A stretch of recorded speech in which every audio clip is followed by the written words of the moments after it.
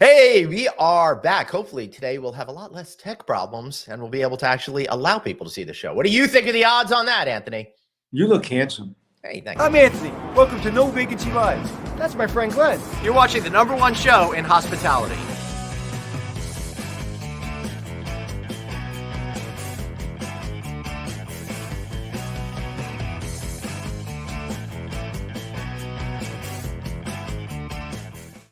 Hey everybody, welcome to No Vacancy Live. That's Anthony Melchiori over at the amazing Algonquin Hotel. I'm Glenn Hausman, not at this great bar at the Venetian, though I really wish I was. All right, sorry, it's actually Palazzo, but same building. How you doing today? You know, there are more than one. There are more than one hotel. There are more than one hotel in New York City. Yeah. And unfortunately, or fortunately, I should say, I'm always at the Algonquin.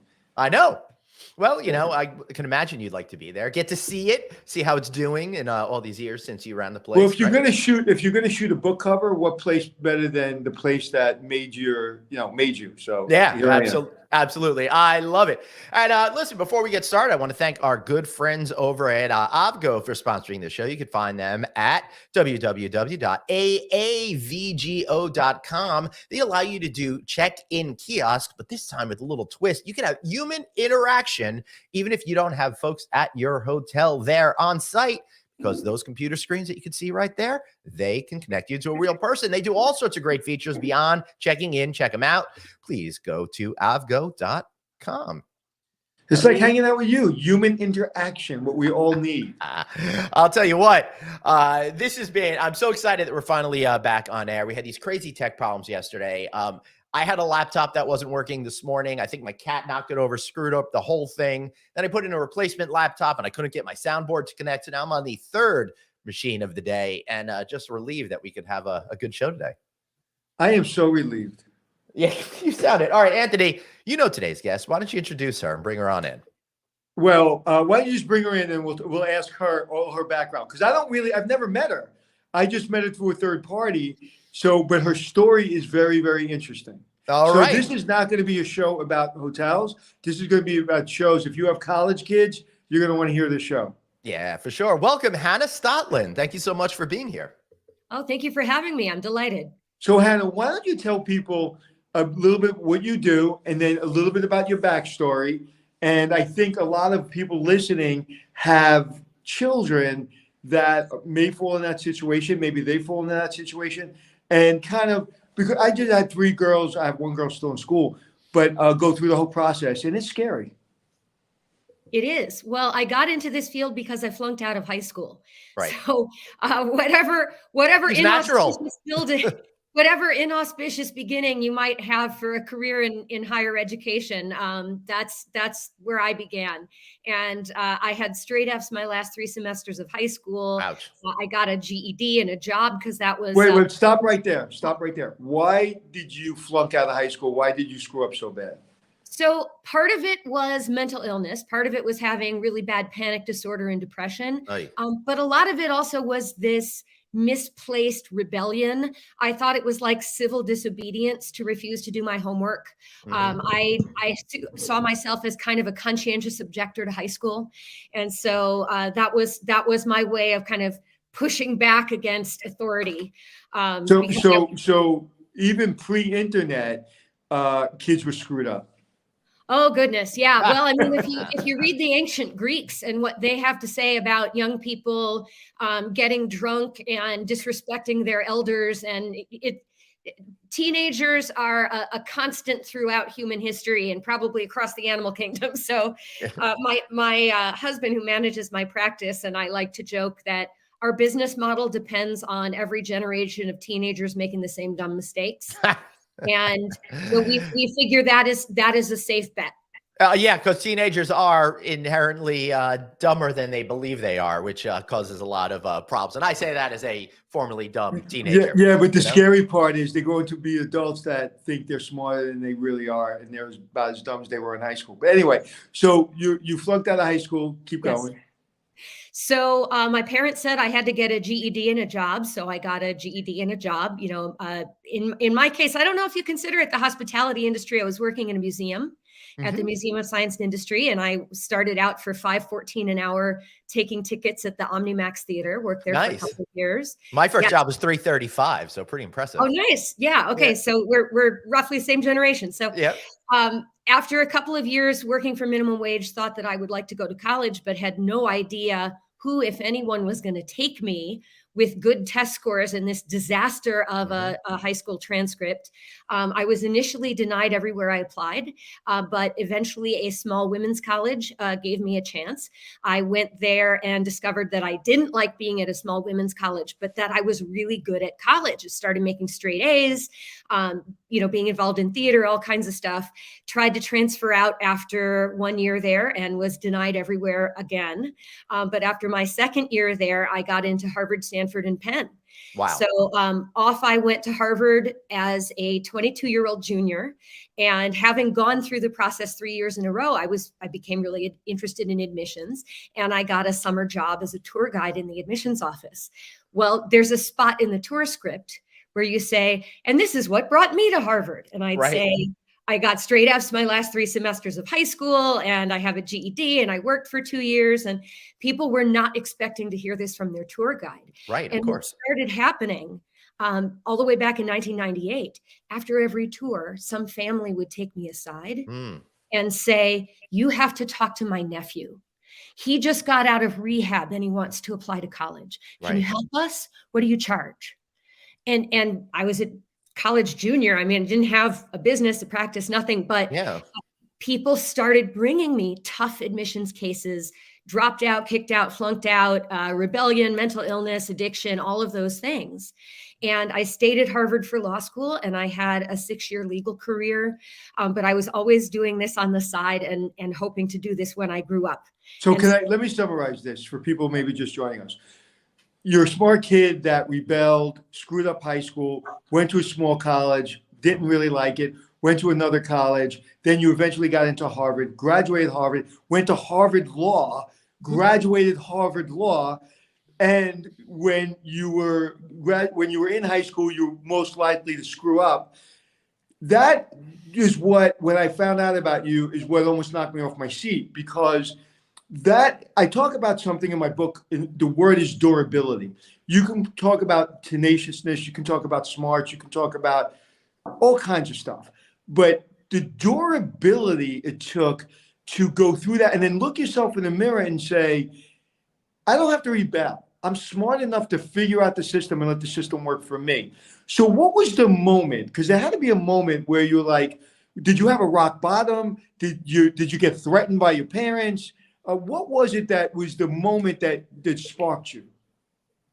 There was a moment that sparked me. And I almost, in retrospect, I feel like some synapse grew together in my brain and brought me from a teenage way of thinking into a more adult way of thinking of what if, instead of demanding that the world judge me in the way that I think they should, what if I said, what does this person have that I want, and how can I get them to give it to me? Right. Wow. That's a huge shift that's a huge mind shift there, because it's really getting out of all of those issues that we all have in our head and kind of reframing it from being, why do people hate me, to how do I learn what the rules of engagement are in order to find that success? How did you able to do that set against the backdrop of all of these challenges and what you indicated was maybe some sort of mental illness that you probably had to come to grips with? Right. Well, I was also getting, for the first time, really effective treatment for that. So that is an essential part of the story. And what that treatment is going to look like for each person is going to be completely different. But it took for me, and my mother is an eminent psychiatrist, and even from that position of privilege, where she knew, the whole psychiatric profession in our state. But it is still hard, and it takes trial and error to find the right person and the right treatments. And so the persistence of continuing forward when something has been unsuccessful and you feel like giving up, that is another essential backdrop for the story, which I think enabled me to have these insights, because because I was in recovery, now I'm able to hold down this job, even a simple job, and have a chance to breathe, really get off that educational conveyor belt that we put kids onto, Yeah. and have a moment to think, what do I want my future to look like? Maybe I have some control over this. So if somebody is looking to work with you and say they bring someone to you and say, hey, we need help, what are the steps? So first I take a history, just as if you went to a new doctor. I want to understand what's gone wrong as well as what has gone right in their education, Right. because all of the work that I do is dependent on, it's kind of a hybrid, right? I have, in one sense, just a student, just like any of my general practice colleagues. What do you want to major in? What subjects did you enjoy in high school? What part of the country do you want to go to college in? All of those standard questions are just as important for my students as for anyone else. And then also, what story can we tell about what went wrong and how you're working on fixing it? It always has to be a transformational story. And if they struggle with that, that often tells me you haven't lived the story that's going to need to go into the application. Once you have lived it and the rehabilitation of your life is a reality, then it's usually pretty straightforward to write about it in a way that colleges will understand. So tell us a story where you had to tell the parents or the person that you were talking with that you need this kind of therapy. You need to fix this before you even think about applying for college. So that does happen occasionally, where the family is coming to me too soon. And I'm not telling them I can't help you. I'm saying I can't help you yet. Until, right. This student is still in the midst of the addiction or the dealing with the trauma that they may have had or something like that. And can you guide them at that point of what to do and how to do it and where to go? So I'm not a mental health professional, so I really want to defer to the other people on the team. And if there aren't other people on the team, I say you need to get some. Right. They'll tell you, if they're the right folks. But to my way of thinking, the substance abuse counselor, the psychiatrist, the criminal lawyer, in some cases, that they've got the really hard job. And if you give me a kid who is ready for the next step, then my job is pretty straightforward to help them present that to colleges and graduate schools. What was the hardest case? I'm sorry. The hard part is fixing the underlying problem. What was the hardest case you had and you had to put together this package, and the other side was the success of it? What was one that comes to mind? So the hardest situation I've dealt with has been, I worked with 6 of the families who were involved in the Varsity Blues criminal admission scandal. And that was understandably intensely stigmatizing for the students involved. Yeah, absolutely. Especially because it was such big national news. There was no such thing as, even if the parents weren't celebrities, which that was only a minority of the defendants in that case. The students and their parents' names are splashed all over the news.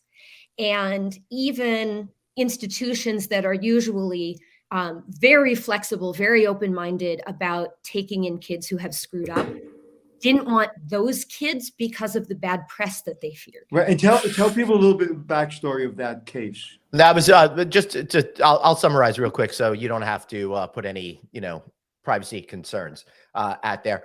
Basically, it was a scandal that involved getting academic admission to specific colleges under the guise of scholarships or entries, because they may have been on a rowing team or something like that. Fraudulent exam test scores and like a little bribery to boot. So how do you work? Like, how do you convince a school to accept these children? That was very difficult. I think for the most part, I mean, my default with most of those families was for them to look abroad, because this was not such big news elsewhere in the English speaking world. Right. And I thought that was, they need to get the hell out of Dodge. There were some of those families, though, where that wasn't a good solution. For example, because mom and dad are going to be going to jail and there are younger siblings involved. And so having the Yeah. oldest sibling go off to England is not a good solution for that family.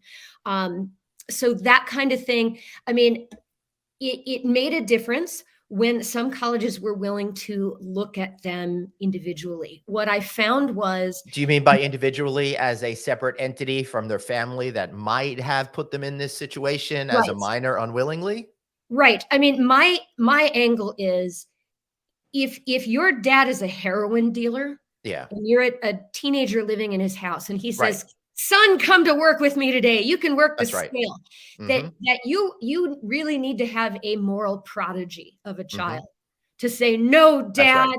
you're involving me in a quagmire," right? In Right. general, young people will base their idea of right and wrong on what their parents guide them. Absolutely.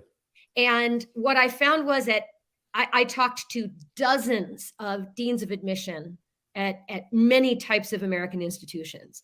And what I found was that in general, the folks in the admissions side were really listening and interpreted, basically bought what I was just saying, which I believe, that kids mostly follow their parents. And this just doesn't tell us very much about the moral potential of these young people. Admissions was hearing that, but then they would call me back the next day and say, "I spoke to the president's office." Politics. Right. Right. It's the people whose job it is to protect the brand of the Yeah. institution were just too scared. Right. So that was very hard. And did you, were you able to Particularly play- in this were day and you able age, to- it becomes more challenging. Sorry, Anthony, go on. That's okay. Were you able to place them? Some of them. So, Right. And then the others went abroad or didn't go to college or? Exactly. Wow. And we So- weren't always able to find some place that fitted all the essential needs of that family. mhm. Sometimes geographically, again, you need to be near family, something like that, and that constricts the See, university. I think it's complete bullshit that they would hold accountable the kids who, whether even if their child said, "Please help me, Bobby, Daddy, it's okay if I'm on this team or that team, and I'll do what you tell me to do." That tells me they grew up in a household like that, and their parents are willing to do that. And sometimes they, I guess, grow up in such privilege that it almost doesn't seem like it's a big deal because it's like, listen, money solves the problem. You know, you're going to get there and you're either going to do well or you're not. So I'll get you in and then you're on your own. So if I was a president of a college, I would sit that kid down and I would work overtime to get him in my college or get her in my college because I'm like, I want to show you this is the right way to do things. And you're not going to be on any shorter leash than anybody else because every one of those kids that are in my college cheated at some point in their academic life, did something that they're not proud of. If not all of them, a big part of them. Mhm. So this person, maybe it's a bigger lie than most, deserves a shot. So I'm shocked that there are some universities out there that would not see it that way. Yeah, I think it was primarily about institutional needs and not necessarily that they disagreed with us Right. about what these students deserve. Right. And it's What's the institutional need to cover their ass? Yeah. right that no one wants a headline, "Whoville College admits cheaters." Right. And because these people had all become public figures, there was no way to hide. You know, people can figure out if there's someone who's well known who's on their campus, they'll figure Right. it out, and it'll be in the campus paper, it'll be in the local paper. And I get it. You know, if I were the general counsel of the university, would I say, let's take this risk on Right. behalf of this rich kid? hmm I think it's a hard sell, and I get it. I get where they're coming from. I disagreed with the outcome, but Right. I didn't think that they were doing their jobs badly. Are the, Yes. are the kids all in good place right now or there's some struggles still? It's mixed. It's mixed. I mean, which I would expect from any group of kids who went through a family crisis, right? So suppose the parents were going to jail for insider trading had nothing to do with the kids. Right. You would still expect a lot of struggles from some of the kids who watched dad go to jail. Right. Yeah, that can't be an easy thing, no matter what community you're in, and no matter what the instance is of a parent going to prison. So you're Right. dealing with these issues on a regular basis. So how much of it do you have to worry about the, the psychological component that they're going through versus the nuts and bolts practicality of trying to connect them with the right places and use your stories and abilities to soften the admissions process of some of these schools? It's usually both.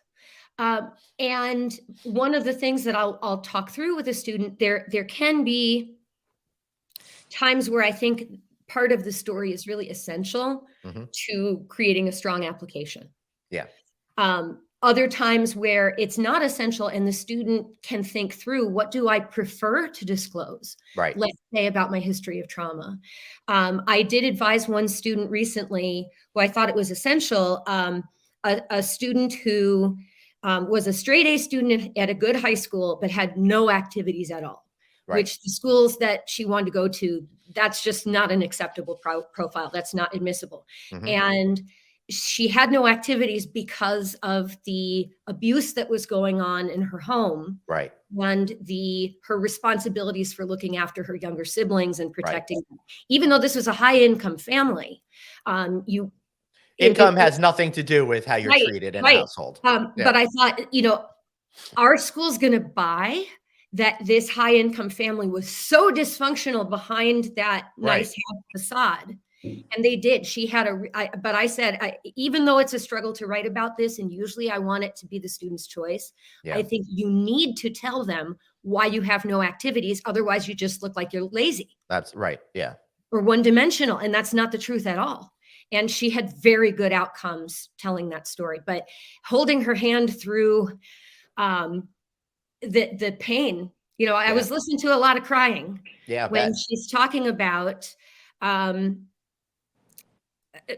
what it was like in her home. Right. Yeah. But, one of the things that you learn during life, and I talk a lot about in the book, is authenticity. And, people like the vulnerability and authenticity and the struggle, because not one of us got here without some kind of scar or struggle. That's right. So everybody in that admissions office reading that is probably crying because they understand, at least if they didn't have that problem, they knew someone that did. So interesting. It's really interesting what you do for a living, because it really is giving back to your childhood and to what you went through. And so that was like you must love what you do. I love what I do so much. I was telling the producer earlier, you're going to have to pull the plug on this, because I will talk about my work all day and all night. Well, we're delighted to have you here. You have to end it when you need me to shut up, because I'll just go. So we'd like to thank Hanna Stotland for being here. So what are the misconceptions of somebody working with someone like, you're called an administrations consultant, admissions consultant. And so because I had a college coach for my kids, and when you say it immediately, and I think, Len, you did, right? Yeah, we did. I think immediately people roll their eyes and go, oh, so privileged, so wonderful. You had a coach for your kids. What are the misconceptions of what you do? I think there's a lot of misconceptions as far as, number one, just how hard this process is for 17-year-olds. Even leaving aside all the special problems that my students are bringing to the table, this is incredibly complex, anxiety-producing, scary. What if I don't get into any colleges and my whole life is a failure because of it? That's a burden for these kids. Exactly. And we, the adults, have collectively been sending them that message throughout school. We're threatening them. This is going to go on your permanent record. Right. And they were listening. You better watch those grades. Right. Yeah. And they're really, and also the absurdity of what we ask them to do with college essays. Yeah. In that, think about, it would be bananas to ask someone to write a novel if they've never read a novel. Right. This is a genre that you've never heard of. Just go write it. Just go do it. But that's really, you've never read introspective autobiographical essays. And somehow we think, okay, we're going to give you this project to write in a genre you're completely unfamiliar with. Oh, and by the way, the stakes are the highest they've been in your life. Right. Good luck. Yeah. Yeah. Right. So, and then we're surprised that the essays are all wooden and terrible and sound the same. Right. And what's going on in the world? What's going on in the world today of SAT and ACT? Where are we? Are people taking those? They're not taking them. Like, where are we? Because Depends. that added about 37,000 layers of stress to my family. Are you talking about the tests added stress or the current? Like, is it important for them to take it? Is it important for kids still to take it, or can you get in with a good, just a good overall resume? You can. So for the schools, essentially everybody went test optional in Yes, right. 2020. And let me just explain, as far as I understand, the reason they went behind that is when it comes to this institutionalized style testing, there's some arguments that the questioning process that they come up with may not really be fair to all different racial, ethnic, and demographic groups that are out there. So it's caused some problems, and some schools are like, we don't need to do this anymore, while some others still, I think, put a higher emphasis on it. Hannah, please continue and tell me if I'm wrong. Sure. Well, there have been a number of competitive private schools that have voluntarily become test optional in the last 20 or 30 years. So, for example, Bowdoin, Bates, and Colby colleges in Maine have been test optional, 20 years before the pandemic. Awesome. During the pandemic, basically in-person test administration had to stop for a while. Yep. And so essentially the entire higher ed system of the US said, all right, we're going to be test optional. If you were not able to take a test, we're going to evaluate you anyway. Mm-hmm. Many schools, including all the Ivies, have decided, at least for the foreseeable future, that they're going to remain test optional. They found that they were able to, they felt, make pretty good decisions without this piece of information from some fraction of the applicants. A more extreme example is that the University of California system went test blind, meaning even if you take the test, we are going to refuse to look at it or consider it. And so meanwhile, accelerated by the pandemic, the new digital SAT is going to be rolled out next year, where it will be in-person test administration, but it's going to be an adaptive test, meaning everybody in the room is not taking all the same questions in the same order. And there's an entire profession of test prep that is working hard on understanding how these changes are coming about, how they're going to affect different groups of students. Interesting. So how fair, like if I have smart kids, right? Glenn has smart kids. If they said, I don't want to take it, and they're very smart, and they got, A's, and, they have all the other requisites, is it really a fair playing field if my child sitting against the person that got a 1,600 on their SAT, and my daughter didn't take the SAT, but they have the similar background as far as their academic achievement? Well, it's going to depend on the school. If they're applying to Berkeley, they're not even going to see that 1,600. If they're applying to Georgetown, I would recommend sending a score. Georgetown really, really likes those scores. If they're applying, even if it's test optional, even if it's right, the reputations of various schools vary, even if it is officially test optional. It may be test optional if you were unable to take the test, but not if you chose not to take the test, or if you took it but you don't like your score, they want to see it anyway. So that's what I'm asking. When they say test optional, is it a good idea not to take the test, or would you tell everyone take the test? I tell everyone to explore taking the test. So I think there's always going to be pros and cons. This is time that you can't spend doing something that I think is more useful. Right. But if there is potential for you to do well, and you want to apply to schools that either require or prefer the test. So, for example, the public universities of Georgia and Florida, you have to have test scores, period. So you better take it, even if you're worried about the test. Some of my students have, the test prep is going to be a pain in the neck for almost everyone, but for some, it may be more serious than that. It may be something that's profoundly scary or upsetting to them. And I always want to weigh, well, where do you want to go to school? Are you, do you have the other credentials that school is looking for? Is it worth putting you through what for you is an exaggerated stress experience versus what's the potential upside, right? If you take a practice test and you're getting an 1100 anyway, and you have credentials that are good for Cornell or Dartmouth, other than the test score, don't do the test. Like, it looks like you're not going to get an impressive score anyway. Don't stress yourself. Right. Maybe do other things. And honestly, a lot of those hyper selective schools, they may not take you anyway. You can do everything exactly right, and they're turning away lots of 1600s. Wow. So I'm always evaluating, is this kind of fun for you? Is it a pain in the neck? Right. Or is it a daily root canal? I'm not trying to give people a root canal every day for a year. Well, I found when I took my SAT score that my score, which was, I will just say below 700, doesn't get you into Harvard. Yeah. Glenn knows this story. When I told my daughter who was struggling, and she got she got a really good score, and she was upset. And I said, babe, I'm going to tell you my score, and nobody knows the score, not even mommy. And I told her the score. I said, no. She goes, Dad, that's one side of the test. I said, no. That's the whole thing. And she went online. She goes, Dad, that's like the 5th lowest score ever recorded in New York City. I said, yes, you're welcome. I'm an overachiever. But, and that's one of the things about test score. Even when I was in the military, they wanted to promote me to an officer, but I didn't have my college at the time. I got my degree in the Air Force. But, that is not representative of everyone, right?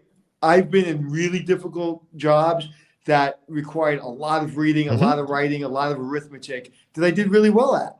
But I just wasn't those kids. I just had too much going on in my life to take that test and do well on it. Yeah, and I think that's what Glenn was referring to, as far as there are very strong correlations in the SAT and ACT, as well as other standardized tests with race, with parental educational achievement, with income. Now, all that being said, that's true of other kinds of credentials as well. Absolutely. But speaking specifically about this, I was fortunate enough to be in a position to make sure that my kids were as prepared as possible for those tests, because we have the focus on education in our house. We don't get distracted from that. Other families don't necessarily do it in the same way we do. Plus, we had the financial means to be able to hire those tutors, and we were very fortunate. And then we hired somebody such as yourself to really help them understand what would be the right fit for them academically, culturally, and spiritually. And it really takes the stress out of the parents. I remember as soon as we had somebody, we had somebody prep them to do the study, and then we had somebody help them and coach them. And I'll tell you something. The day that happened, my blood pressure went down and my stress level went down, because, I didn't know anything, really anything. I went to the military and I got my college education. My wife did it at home. She went to community college, then went to Brooklyn College. And so we didn't know what the hell to do. We didn't know who to believe. And it took the pressure off of us. It was really more for us than it was for them. Absolutely. And I tell my clients, if you're waiting for the admissions results to decide whether I did a good job, then I'm doing this wrong. Because I should be adding value right now during the process. You should be able to see the stress level go down. You should be able to see, or at least the student should be able to see a growth in their writing abilities and progress in the quality of what they're producing. If you don't see that in the here and now, because I cannot control what the colleges are going to do in April. I mean, that's where you get with varsity blues, right? Like, I'm not trying. And by April, she means when they start saying who's admitted, right? Right. And I think today, if you don't go to college, I think in 10 years from now, it's not going to really matter.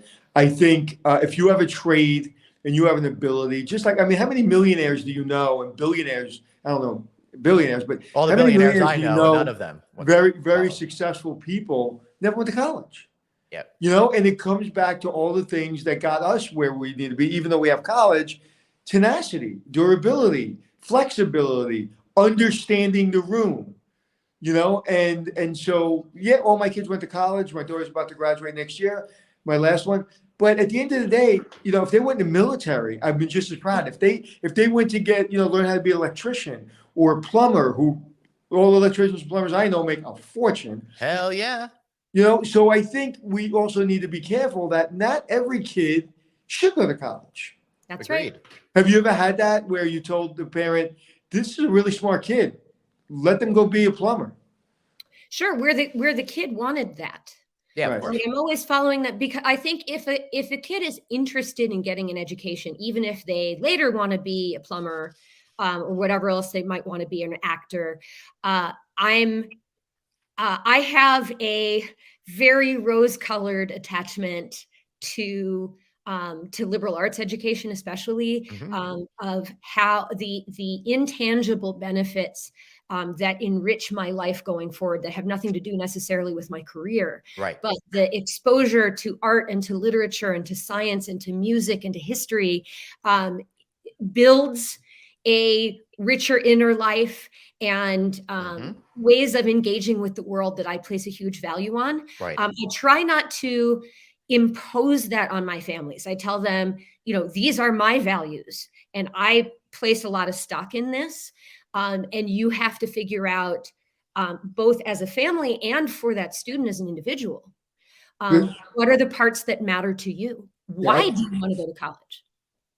I can't agree more. My daughter could have been a brain surgeon, and she wanted to go to be an actress. She went to a great theater school in the city, and you can't play Jeopardy with her because she wins. She is the smartest person I know. She literally knows everything about literature and theater and movies and just words. And she went to a theater school, and she's now a theater teacher at the high school she went to. Oh, lovely. But she's crazy smart. But she learned, I always think going into the arts, my daughter at 7, 8, 9, 10, 11, 12 years old was commanding a stage. Have to show up on time, have to work part as a team, have to know your lines, have to be creative, have to listen to others. I mean, there's no other thing going through school that teaches you all that as part of the curriculum.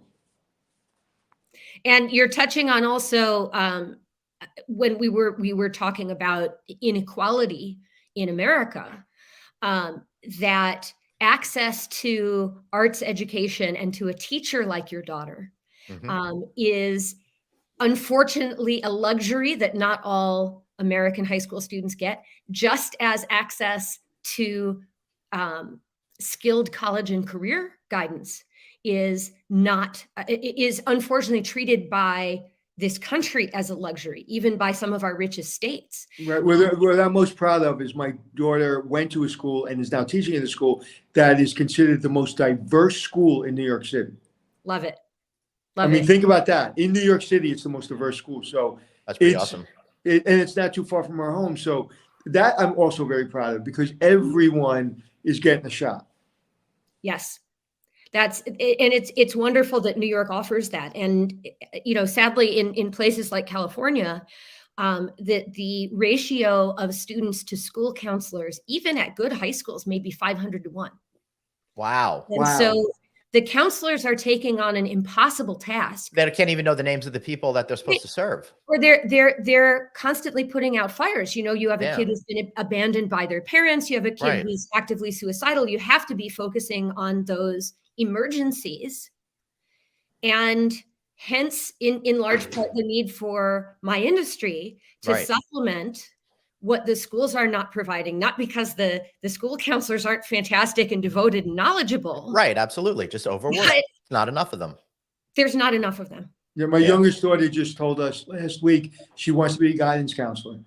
So, and I have a friend that's a guidance counselor, and he says, Anthony, it's the best job in the system. You really get to make a difference. And he's very happy with the job. And I told my daughter that. And so there's no blessing better than helping. Listen, when we were in high school, I remember when I was a junior in high school, I said, I will never forget how hard this is. Plus, I'm a boy, I'm white. And, I go home to a home where I have food and I have air conditioning and I have a car and everything is good. And it's still hard. I'm still like one step off a bridge. Yeah. And so I remember how hard it was. And when my children going yeah, I don't actually have teenagers anymore. When they were going through the teenage years, I remember saying that to myself. They're crazy, but I remember what that crazy was because I was there too. Right. And having the compassion for your peers who have the inherent struggles of just growing up and being a human being is very, very hard, even for, the middle class white male. Now we can have some compassion and say, suppose I were layering additional challenges on top of that. And I have family tension in the home, I have low income, or I have mental illness that I'm struggling with. I have discrimination that I have to be up against every day, and have a lot of empathy for everybody's struggles, because it's rough out there. It's an inherently hard thing to be a young person trying to make your way. Yeah. And this isn't, even as those times go, this isn't an easy time. Especially with social media, because everybody's judging you. I was telling Glenn, I think, I didn't realize I had a bunch of friends, and I didn't realize some of them. We were on the golf course one day. I don't play golf very often, but me and a couple of friends got together and played golf. And I was like, "You guys hung out without me?" He goes, "Yeah, sometimes." I was like, "I didn't know that," and I was like, "That upsets me." And they're like, "Why?" I said, "Because you guys sometimes didn't want to hang out with me." He goes, "Yeah." I was like, "I'm glad there wasn't social media, because that would have broke me." Right. I mean, I'm thinking about the giant loser that I was in high school, and how frustrating and self-pitying it is. I knew that there were parties and whatnot happening that I wasn't invited to. If I had to look at my friends, Oh God, I can't even imagine. at those parties and events that I wasn't invited to, and if I want to stay in touch with them, I'm going to be expected to like those pictures and compliment their outfit. Yeah. Thank God. Yep. And in terms of how people come into my practice, my husband was in a fraternity in the 80s, but they didn't have video cameras. Yep. And how many of my students are in trouble because they're doing the same damn stuff we did. Wrong stuff that everybody has always done, but now it's recorded. Yep. And they share it. They make bad decisions about sharing it. And well, they're going to make bad decisions because their brains aren't fully formed until they're 25. And as a society, we need to kind of be like, hey, these aren't fully functional human beings, Most of us aren't fully functional human beings either, but at least Glenn, in high school, you were prom king and the quarterback, right? Yeah, that's exactly how it went down. If by prom king you mean last kid picked for kickball, absolutely. That was me. Hanna, anything else that you could add? I feel like our conversation is coming to a well-earned conclusion. You were fantastic today. Have we missed anything? The story is just there are ways back from almost anything that can throw a kid off track. Kid has hit the wall. There are educational solutions. The hard part is when they have a legal problem, a medical problem, a drug problem. Those are hard problems, and you need the best people in the profession who are doing much harder work than I am. Who's your biggest influence? My biggest influence? That's a good question. A few in terms of business. No, in terms of maybe paying attention to you when you weren't doing as well as you're doing now. Oh, I had a lot of terrific support. Seeing the way that my mother deals with her profession as a psychiatrist, and the commitment to the responsibilities that come with that position is something that inspires me. I'd say back when I was struggling with this, I had a wonderful English teacher who had me for a couple of classes when I was functioning, and then another class where I was in a complete meltdown. And she always was waiting for me, even if it was late, always hoping that I would be able to turn it out.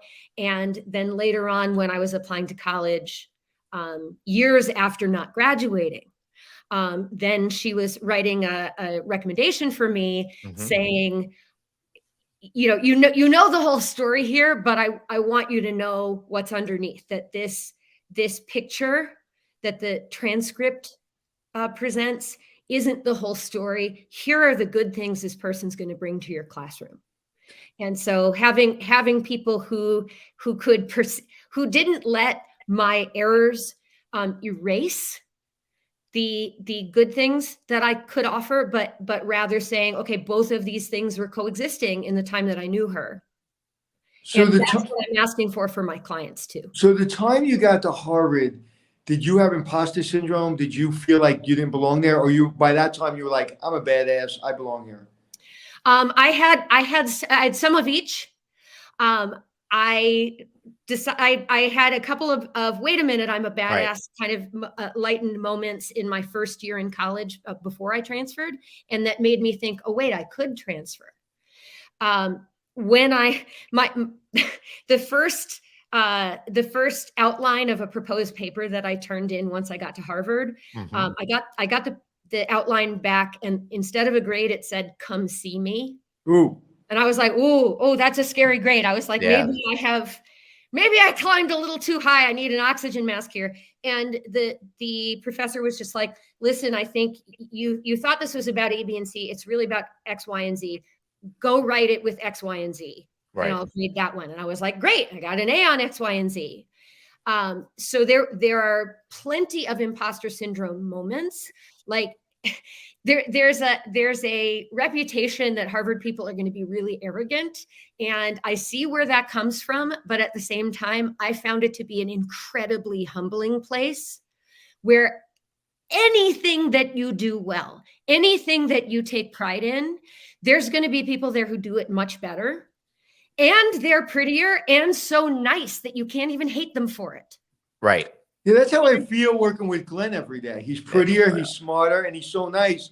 I can't hate him for it. F off. It forces you to have you have a choice. You can either be miserable and feel like you're junk, or you have to find a way to be at peace in this space where you are not the best. You just said something that if someone doesn't hear anything else you said on this show is everything. You have a choice to be miserable or not. Now, not saying mental health, and those are real issues. But if you're getting up every day and you're just not feeling right, or you're feeling whatever you're feeling, like there's a choice. And if you're mentally capable of having those choices, you get to choose, man. You get to choose. And, and the older I get, and the more my children get older, I just realize no one cares what you do. No one cares what you're doing right now. They're not thinking about it. No one's thinking about you. No one cares if you got up this morning, went to the gym. Nobody cares if you had a hot dog or celery at lunch. No one cares. And I think it took me a long time when I was younger to realize no one's looking at me. Right. And I think that's the problem right now with children. Everybody thinks they're looking at them, and they are, but they're putting themselves out there to be looked at. Yeah. Anyway. But I also think that's what people in general do. We have this big belief that others really care. And then we start to get to be closer to our age, we realize, nobody was paying attention anyway. What the hell was I doing wasting all that energy out there? They're worried about the spinach in their own teeth and not about the spinach in yours. All right, just checking. Yeah. Well, they're glad the spinach is in your teeth and not theirs. That's funny. Hanna, thank you so much for being here. Of course, you can find Hanna at hannastotland.webs.com. That's hannastotland.webs.com. And she will help you and your children find a path forward, even under these difficult circumstances. Hanna, thank you so much for being here. Thank you for having me. Awesome. Appreciate you. That was great, Anthony. Thank you for bringing a guest that did things a little bit differently for us. Yeah, today. You know what? Because we all struggle. Listen, nobody knew that you were trying to support your kids as far as getting them test prep, getting them college coaches. It's really, really important if you can afford it. And it's not, and I don't know whether Hanna charges, but it's not prohibited. I mean, you know what? Those things to me, if you have to save money and not go to dinner and not go on a vacation for a couple of years to get that help, it's really, really important because you already have that angst between you and your teenager. Mm-hmm. You need somebody to come in and be a traffic cop. You Heck can't do everything. Yeah. Well, for me, it wasn't traffic cop. It was take this. Thank you very much. I don't have to think about it anymore. And we had no discord in our family except for Now my kids imagine are doing talking it over without. Discord. Now imagine doing it without that coach. I can't. Seriously. It would have been a disaster. It would have been constant fighting. We probably wouldn't have found the schools that they wound up with because we didn't know, and all sorts of other problems that we could have had. Right, So, and your kid thank goodness. felt they were dealing with an adult, not their father or mother. That's exactly right. And you know what? A third party can say things and get your kids to understand things that you or I cannot with our own. You know how many children. times I sit at the dinner table and my kids say stuff, and they're like, I found this from this person, and he said this or she said that. I'm sitting there going, what? I know. I said that to you 6,000 times. Yeah. Yeah. Well, I'm glad you enjoyed the show. I'm glad. Listen, she's an inspiration, man. She went from a dropout to Harvard. They don't give those, and then you can say, well, because this, that, and the other thing. Then she went to Harvard Law. Yeah. You don't get into Harvard Law unless you're smart as you, Glenn. I'm never going to be able to make it into a Harvard Law. That's for sure. But if y'all want to try to get into Harvard Law, why not contact Hanna and do that by downloading our audio podcast? Listen on Apple Podcasts, iHeartRadio, Stitcher, SoundCloud, wherever you get your shows. We are there. And if you're listening to us right now, thank you so much. Why not give us a little watch? Find us on Facebook, LinkedIn, under either of our pages, or of course on YouTube, and find all of our back catalog shows at novacancynews.com. He's at Anthony Hotels. I'm at Traveling Glenn. Great to see you. All right, everybody. Thanks so much for being here. We'll be back next week. And until then, remember, you've got one life, so blaze on and be kind to yourself. see y'all later.